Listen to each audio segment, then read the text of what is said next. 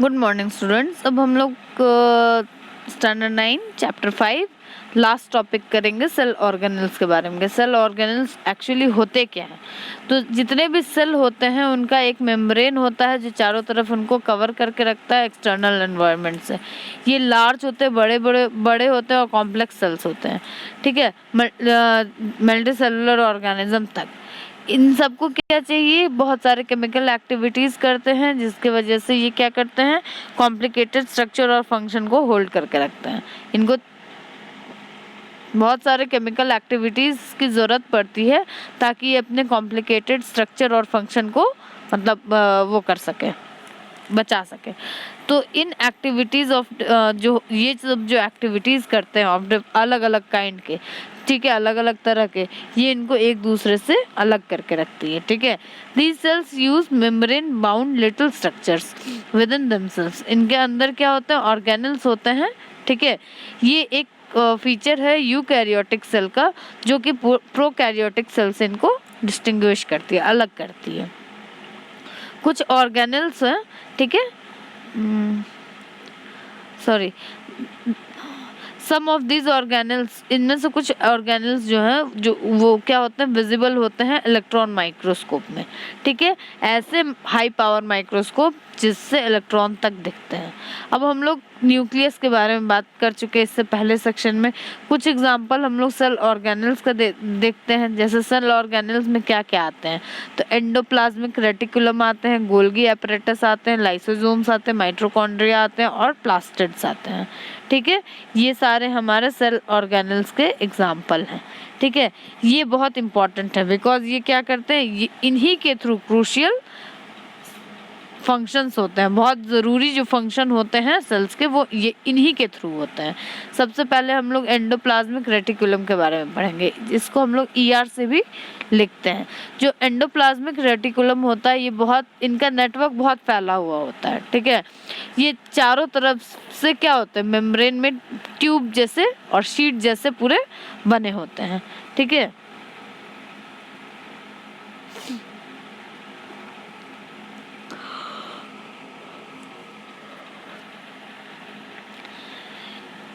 ये long tubules जैसे या वेसल्स जैसे ऑब्लॉन्ग बैग्स जैसे दिखते हैं। जैसे ये हमारा एनिमल सेल है, कैसा दिख रहा है, ठीक है, वैसे ही दिखते हैं।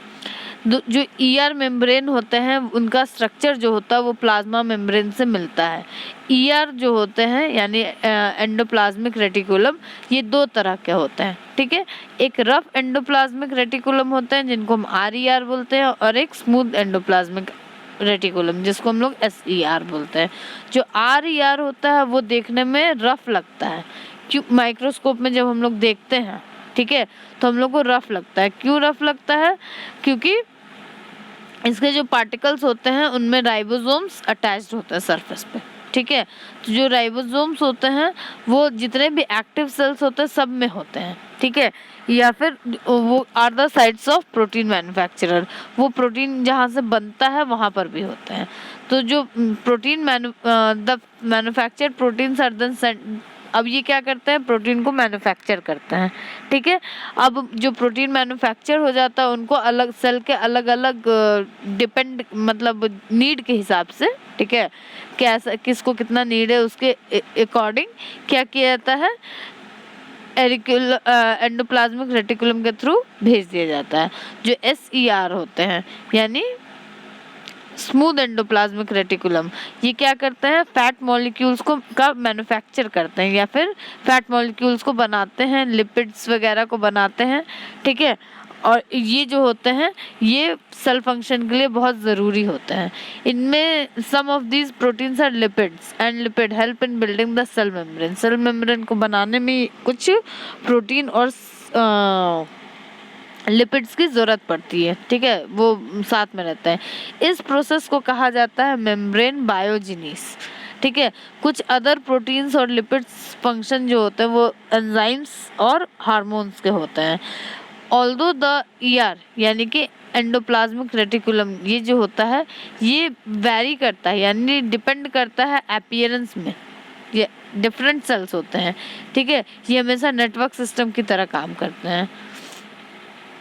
तो एक फंक्शन क्या होता है ईआर का यानी एंडोप्लाज्मिक रेटिकुलम का, कि वो ट्रांसपोर्ट ऑफ मटेरियल यानी एक जगह से दूसरे जगह मटेरियल को भेज सके, ठीक है, बिटवीन वेरियस रीजन्स, एक रीजन से एक जगह से दूसरे जगह तक, साइटोप्लाज्म या फिर साइटोप्लाज्म और न्यूक्लियस के बीच में, ठीक है। जो एंडोप्लाज्मिक रेटिकुलम होता है इसका एक और फंक्शन क्या है, इसका एक और फंक्शन है कि ये साइटोप्लाज्मिक फ्रेमवर्क प्रोवाइड करते हैं सरफेस को, ठीक है, ताकि कुछ बायोकेमिकल एक्टिविटीज सेल में हो सके, जैसे लिवर सेल्स जो होते हैं एनिमल्स के, ठीक है, group of animal called vertebrates, जिनका वर्टिब्रेट होता है, ठीक है। तो एससीआर क्या करते हैं, बहुत ही क्रूशियल, बहुत ही बड़ा रोल प्ले करते हैं डिटॉक्सिफाई करने में बहुत सारे पॉइजन्स और ड्रग्स को। जैसे हम लोग भी एनिमल ले आते हैं तो हम लोग में जो लिवर सेल्स होते हैं, ठीक है, क्योंकि हम लोग वर्टिब्रेट्स, ठीक है, तो एससीआर जो होता है वो क्या करता है, बहुत बड़ा क्रूशियल रोल यानी बहुत बड़ा रोल प्ले करता है किसी भी पॉइजन या ड्रग्स को डिटॉक्सिफाई करने में, ठीक है। ये आपका देखिए, ये जो है आपका ये प्लांट सेल का फिगर है, ठीक है, ये आप अपने कॉपी में बनाएंगे, प्रैक्टिस करेंगे। और ये एनिमल सेल ये एनिमल सेल का फिगर है, ठीक है, इसको कॉपी में बनाएंगे और प्रैक्टिस करेंगे। और ये प्लांट सेल का फिगर है, इसको भी कॉपी में बना के प्रैक्टिस करना, ये आता है एग्जाम में, ठीक है। गोल्गी एपरेटस, गोल्गी एपरेटस क्या होता है, ये सबसे पहले कैमिलो गोल्गी ने डिस्क्राइब किया था, बताया था इसके बारे में, जिसमें ये क्या होता है, consist of a system of membrane bound vesicles flattened sacs, ये सैक्स की तरह होते हैं जो कि चिपटे चिपटे होते हैं, ठीक है, जो एक दूसरे के पैरेलल अरेंज होते हैं, ठीक है, सिस्टर्न की तरह। यहाँ इसके जो मेम्ब्रेन होते हैं, इनका connection with the membranes of ER and therefore constitute another portion of a complex cellular membrane system. Golgi apparatus जो होते हैं ये क्या करते हैं, ये पैरेलली, ठीक है, फ्लैटेंड सैक्स की तरह होते हैं और कैसे अरेंज रहते हैं, पैरेलल, एक दूसरे से पैरेलल स्टैक्स की तरह, ठीक है, जिनको हम लोग सिस्टर्न्स कहते हैं। इनका जो मेम्ब्रेन होता है, these membranes often have connections with the membranes of, इनका जो कनेक्शन होता है गोल्गी एपरेटस का, ये ईआर के साथ होता है, यानी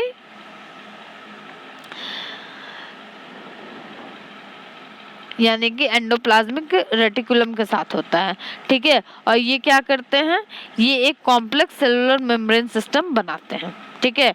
the material synthesised near the ER is packaged and dispatched to various targets inside and outside the cell through the Golgi apparatus. Golgi apparatus के थ्रू क्या होते हैं, जो मटेरियल सिंथेसाइज करके रखे जाते हैं ईआर के पास, ठीक है, उनको पैकेज करके उनको डिस्पैच किया जाता है, ठीक है, अलग अलग टारगेट पे, इनसाइड, अंदर भी और बाहर भी। तो इस तरह के जो फंक्शंस होते हैं स्टोरेज, मॉडिफिकेशन, पैकेजिंग और प्रोडक्ट्स के, व्हीकल्स के में, ये क्या होते हैं, ये काम कौन करता है, गोल्गी एपरेटस करता है। कुछ केसेस में कॉम्प्लेक्स शुगर में be made from simple sugars in the Golgi apparatus. Golgi apparatus में कॉम्प्लेक्स शुगर जो है वो बनते हैं सिंपल शुगर से, ठीक है। जो गोल्गी एपरेटस होता है वो लाइसोसोम्स को बनाने में भी इन्वॉल्व रहता है, ठीक है। अब ये वाला हम लोग आगे पढ़ेंगे लाइसोसोम्स को। ये हमारा आ गया लाइसोसोम्स। लाइसोसोम्स क्या होते हैं, स्ट्रक्चरली लाइसोसोम्स जो होते हैं वो मेम्ब्रेन बाउंड सैक्स होते हैं जिसमें डाइजेस्टिव एंजाइम्स होते हैं, ठीक है। ये एंजाइम्स जो होते हैं वो आरईआर बनाते हैं, यानी कि रफ एंडोप्लाज्मिक रेटिकुलम बनाते हैं, ठीक है। अब ये क्या होता है, ये जो लाइसोसोम्स होते हैं ये एक तरह का वेस्ट डिस्पोजल तैयार करते हैं सिस्टम के सेल में, ठीक है। These help to keep the cell clean, इसको बाहर निकाल देते हैं जो वेस्ट डिस्पोजल होता है उनको, और सेल को क्लीन करने में या फिर डाइजेस्ट करके उसको जो खराब चीज़ें होती हैं ऑर्गेनल्स के बाहर वार्न आउट कर देते हैं, ये लोग बाहर कर देते हैं, ठीक है। तो लाइसोसोम्स का क्या काम होता है, यही काम होता है। जो फॉरेन मटेरियल्स होते हैं, जो बाहर के मटेरियल्स होते हैं, जब वो एंटर करते हैं सेल के अंदर, जैसे बैक्टीरिया होता है या फूड होता है, तो वो क्या करते हैं, as well as old organelles end up in the lysosomes, lysosomes में क्या हो जाता है, खत्म, आते ही खत्म हो जाता है। Which break complex substances into simpler substances, क्योंकि वो कॉम्प्लेक्स सब्सटेंसेस को किस में चेंज कर देता है, सिंपलर सब्सटेंस में चेंज कर देता है। ठीक है, lysosomes are able to do this because they contain, उनके लाइसोसोम्स ये आसानी से कर पाते हैं क्योंकि उनके पास पावरफुल डाइजेस्टिव एंजाइम होते हैं जो कि आराम से क्या करते हैं, ऑर्गेनिक मटेरियल को तोड़ देते हैं, ब्रेक कर देते हैं। इसके वजह से जो डिस्टरबेंस क्रिएट होता है सेलुलर मेटाबॉलिज्म में, जैसे कि जब सेल्स डैमेज होते हैं तो लाइसोसोम्स क्या करते हैं, बर्स्ट कर जाते हैं। इसीलिए इनको क्या करते हैं, बर्स्ट कर जाता है, और जो एंजाइम रहता है वो अपने आप को डाइजेस्ट कर लेता है। इसीलिए इनको हम लोग सुसाइड बैग्स भी कहते हैं। This is a very important question कि सुसाइड बैग्स क्या होते हैं। तो लाइसोसोम्स जो होते हैं वो कभी कभी क्या हो जाते हैं, बर्स्ट कर जाते हैं और अपने एंजाइम्स को खुद ही डाइजेस्ट कर जाते हैं। इसीलिए इनको क्या कहते हैं, सुसाइड बैग्स कहते हैं। ये बहुत इंपॉर्टेंट क्वेश्चन है, ठीक है, इसलिए मैंने यहाँ पर लगा दिया टिक। अब माइटोकॉन्ड्रिया क्या होता है, माइटोकॉन्ड्रिया को हम लोग सेल का पावर हाउस कहते हैं। ये भी 1 नंबर का क्वेश्चन आता है कि सेल का पावर हाउस किसे कहते हैं, तो माइटोकॉन्ड्रिया को कहते हैं। माइटोकॉन्ड्रिया के पास 2 मेम्ब्रेन कवरिंग होता है। जो आउटर मेम्ब्रेन होता है वो पोरस होता है, यानी उसमें छेद होते हैं, और जो इनर मेम्ब्रेन होता है वो बहुत ही क्या होता है, डीपली फोल्डेड होते हैं, यानी एक के ऊपर एक परत जैसा चढ़ा रहता है। ठीक है, ये जो फोल्ड्स होते हैं ये सरफेस एरिया में इंक्रीज करते हैं, ठीक है, for ATP generating chemical reaction. जब केमिकल रिएक्शन होता है तो उससे एटीपी जनरेट करता है। The energy required for various chemical activities needed for life is released by mitochondria. ठीक है, जो एनर्जी रिलीज होती है, जो एनर्जी रिक्वायर होती है, बहुत सारे केमिकल एक्टिविटीज जब होते हैं तो जो एनर्जी रिक्वायर्ड होती है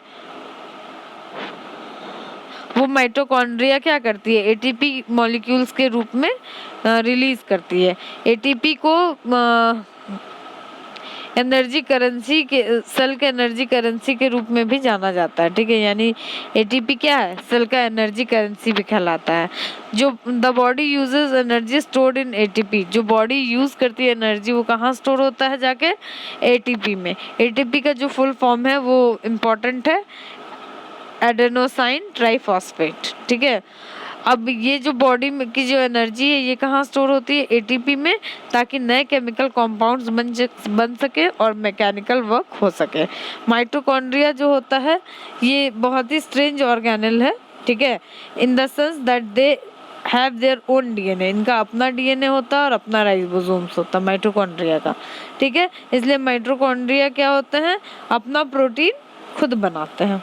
ठीक है, प्लास्टिड्स क्या होते हैं, लास्ट पॉइंट बच गया है, 2 पॉइंट, प्लास्टिड्स और वैक्यूल्स। ठीक है, इसके बाद ये चैप्टर खत्म। इसके बाद एक टॉपिक और, सेल डिवीजन। प्लास्टिड्स क्या होता है, प्लास्टिड्स जो होते हैं वो सिर्फ प्लांट सेल में प्रेजेंट होते हैं। 2 टाइप के प्लास्टिड्स होते हैं, क्रोमोप्लास्ट होता है जो कलर्ड प्लास्टिड होते हैं, और एक ल्यूकोप्लास्ट होता है जो कि वाइट या फिर कलरलेस प्लास्टिड होते हैं। जो क्रोमोप्लास्ट होते हैं वो क्या करते हैं, इनमें क्लोरोफिल का पिगमेंट होता है, इनको क्लोरोप्लास्ट कहा जाता है। Chloroplast are important for photosynthesis in plants. Chloroplast जो होते हैं वो प्लांट्स के फोटोसिंथेसिस में क्या होते हैं,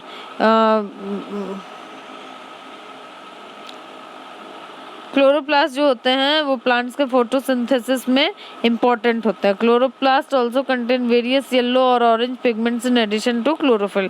क्लोरोप्लास्ट जो होते हैं वो बहुत सारी येलो और ऑरेंज पिगमेंट क्लोरोफिल के साथ साथ कंटेन करते हैं। जो ल्यूकोप्लास्ट होते हैं वो क्या होते हैं, ये प्राइमरीली ऑर्गेनेल होते हैं जिसमें मटेरियल जैसे स्टार्च है, ऑयल है, प्रोटीन जैसे ग्रैनुअल्स है, ये सब स्टोर्ड रहते हैं। जैसे internal organisation of the chloroplast consists of numerous membrane layers embedded in a material called the stroma.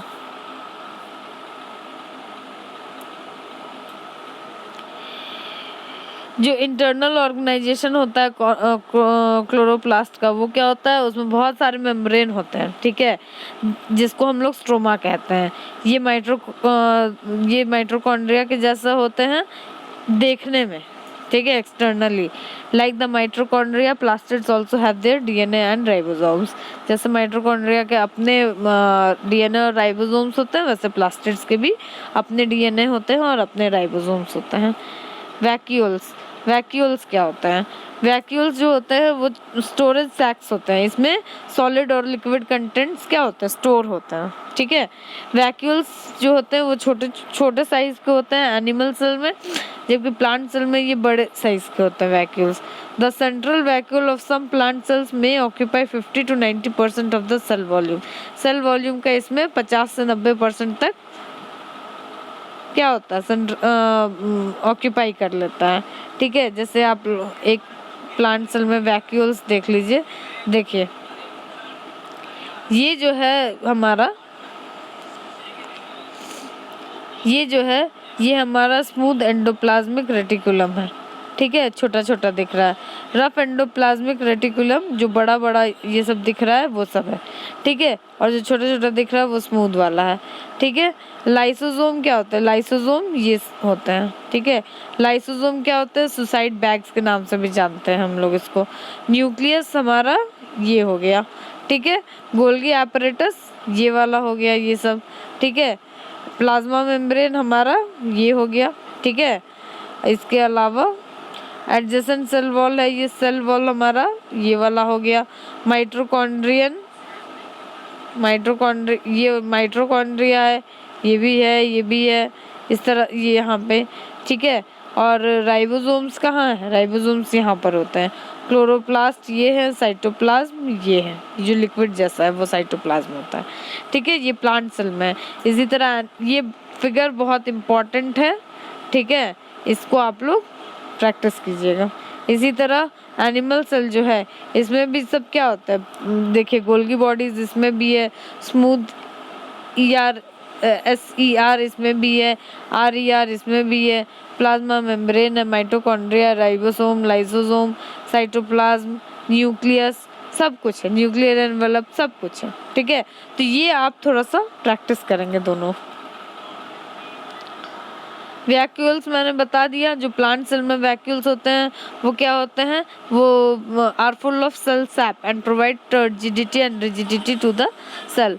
Cell को ये रिजिडिटी और टर्जिडिटी देते हैं, यानी कि प्लांट्स कैसे होते हैं, थोड़ा रिजिड होते हैं और आसानी से झुक जाते हैं, ठीक है। बहुत सारे सब्सटेंस ऐसे होते हैं जो लाइफ में बहुत इंपॉर्टेंस रखते हैं प्लांट सेल, वो कहाँ स्टोर होते हैं, वैक्यूल्स में, ठीक है। इसमें अमीनो एसिड, शुगर, बहुत सारे ऑर्गेनिक एसिड और कुछ प्रोटीन्स भी होते हैं। जो सिंगल सेल्ड ऑर्गेनिज्म होते हैं जैसे अमीबा है, उनमें फूड वैक्यूल क्या करते हैं, फूड आइटम्स जो होते हैं जो अमीबा कंज्यूम करता है, लेता है, इनटेक करता है, ठीक है, उसको रखते हैं। कुछ यूनिसेलुलर ऑर्गेनिज्म जैसे कि specialised vacuoles also play important roles in expelling excess water. अगर एक्सेस वाटर हो जाता है या कुछ वेस्ट हो जाता है सेल का, तो वो भी इसी वैक्यूल्स के थ्रू बाहर निकलते हैं यूनिसेलुलर ऑर्गेनिज्म में। यहाँ कुछ why are lysosomes known as suicide bags, where are protein synthesised inside the cell. Protein कहाँ सिंथेसाइज होती है सेल के अंदर, ये सारे क्वेश्चन हैं कुछ जो आप करेंगे, ठीक है। सारे क्वेश्चंस आपको करना है। जितने भी सेल होते हैं वो क्या करते हैं, अपना एक ऐसा स्ट्रक्चर बना लेते हैं जिसके वजह से वो फंक्शन करने में एबल हो सके, आसानी से फंक्शन कर सके, क्योंकि उनका मेम्ब्रेन का ऑर्गेनाइजेशन और ऑर्गेनल्स क्या होता है, एक स्पेसिफिक वे में जुड़ा हुआ होता है। The cell thus has a basic structural organisation. Cell का क्या होता है, बेसिक स्ट्रक्चरल ऑर्गेनाइजेशन होता है, ठीक है। जैसे कि ये हेल्प करता है सेल को रेस्पिरेशन में, ठीक है, न्यूट्रिशन ऑब्टेन करने में, जो वेस्ट मटेरियल हो जाता है उसको साफ करने में, क्लियर करने में, या नए प्रोटीन बनाने में। इसलिए सेल को क्या कहा जाता है, fundamental structural unit of living organism कहा जाता है। सेल ही हमारा basic fundamental unit of life भी है। विदाउट सेल कुछ भी पॉसिबल नहीं है। अब सेल का डिवीजन कैसे होता है, सेल जो होते हैं, जो सेल होते हैं वो कैसे बनते हैं, organism in order to grow to replace old dead and injured cell. जो नए सेल होते हैं वो कब बनते हैं, जब ऑर्गेनिज्म ग्रो करते हैं, ओल्ड सेल को रिप्लेस करने में, अगर सेल्स डेड कर जाते हैं तो उनके जगह पर, या इंजर्ड सेल के वजह से सेल का डिवीजन होता है। ठीक है, इसके अलावा to form gametes required for production, reproduction के लिए, यानी कि रिप्रोडक्शन के समय गैमेट्स बनाने में भी सेल डिवीजन होता है। ये जो प्रोसेस है, ठीक है, जिसमें न्यू सेल बनते हैं, इनको सेल डिवीजन कहते हैं। दो तरह के सेल डिवीजन होते हैं, एक माइटोसिस और एक मियोसिस। माइटोसिस क्या होता है, जिसमें ज़्यादातर सेल्स जो होते हैं वो ग्रोथ के लिए, मतलब बढ़ने के लिए डिवाइड होते हैं अगर सेल, तो माइटोसिस कहलाते हैं। ठीक है, in this process each cell called mother cell. अब एक सेल से दो सेल जब बढ़ते हैं, ठीक है, अब जैसे देखिए ये एक सेल है, ठीक है, अब इससे क्या हुआ, दो सेल बने, तो ये माइटोसिस कहलाता है। ठीक है, divides to form two identical daughter cells, इसमें दो आइडेंटिकल डॉटर सेल्स बनते हैं, ये डॉटर सेल्स हो गए, ये मदर सेल हो गया। ठीक है, तो ये क्या होते हैं, जब दो आइडेंटिकल डॉटर सेल्स बनते हैं, ये जो डॉटर सेल्स होते हैं, इनमें नंबर ऑफ क्रोमोसोम्स कहाँ से आते हैं, मदर सेल्स से आते हैं। ये हेल्प करते हैं ग्रोथ में और रिपेयर, टिश्यूज को रिपेयर करने में ऑर्गेनिजम्स के। Specific cells of reproductive organs और tissues in animals and plants divide to form gametes which after fertilization give rise offspring. अब क्या होता है, मियोसिस क्या होता है, जब रिप्रोडक्टिव ऑर्गन्स जो होते हैं, ठीक है, या जो उनके टिश्यूज होते हैं एनिमल में या प्लांट में, ये जब गैमेट में डिवाइड होते हैं, जो कि फर्टिलाइजेशन के बाद ऑफस्प्रिंग देते हैं, मतलब बच्चे पैदा करते हैं, सिंपल समझिए। ठीक है, तो उस समय जो सेल डिवीजन होता है वो मियोसिस कहलाता है। ठीक है, ये एक अलग प्रोसेस होता है जिसमें क्या होता है, दो कंसेक्यूटिव डिविजन्स होते हैं। ठीक है, अगर एक सेल मियोसिस के प्रोसेस से चार नए सेल को डिवाइड हो रहा है, जैसे एक सेल मियोसिस के प्रोसेस से लास्ट में क्या हो रहा है, चार नए सेल्स में डिवाइड हो रहा है। ठीक है, तो क्या होता है, the new cells only have half the number of chromosomes then that of the mother cells. इनके पास आधे ही नंबर होंगे मदर सेल्स से क्रोमोसोम्स के। ठीक है,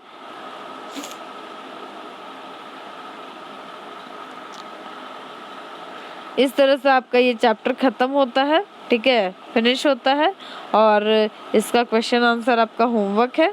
ठीक है, मैं इसका क्वेश्चन आंसर डाल दूंगी, और हम लोग नेक्स्ट चैप्टर, एक चैप्टर इसके बाद फिजिक्स का करेंगे। Thank you.